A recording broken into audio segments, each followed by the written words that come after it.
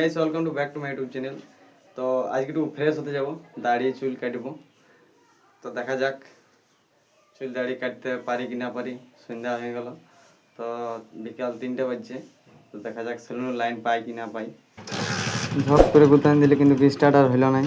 দুবার গুতালি স্টার্ট আর হইল নাই। 3বার ওলাই অলরেডি হয়ে গেল। তো 2-4 বার অ্যাক্সেলারেটরটা মতলাই নিলি গাড়ি থেকে।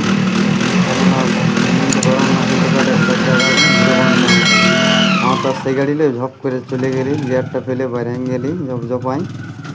দুয়ারটা আমরা একটু সরু আছে, বাইরে গেলি। বাইরের পরে কাকু ভাইরে বলে দেখলি পালি নেই, তখন সোনায় আমি বলি চলে যাই। তবে তখন আমি চলে গেলি সোনাই।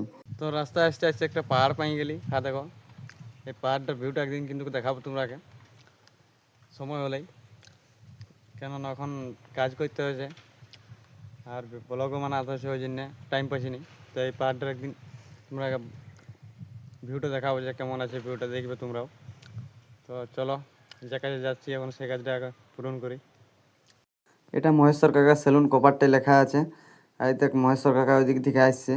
আর এটা হচ্ছে আমাদের মোড়টা, দেশড়ার মোড়। তো আমি এবারে ঢুকে যাবো সেলুনের ভিতরে। তো কাকা চলে আইলো, আসেনি ঝপ করে কাকায় কপারটা খুলে দিল। আমিও ঝপ করে ঢুকে গেলি ভিতরে। ঢোকার পরে ভাবনা চিন্তা করছি, দুটো চেয়ার আছে তো কোনটায় বসবো। তো একটু দেখেলি ভালো করে চললো, ভালো করে কাটিয়েছে না কাটিয়েছে।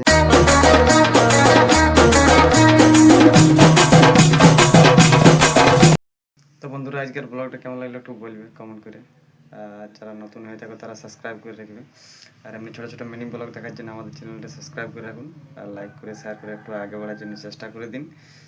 তো বাই বাই বন্ধুরা, আজকের ভিডিওটা এই পর্যন্তই। স্নান করতে যাবো এবারে। বাই।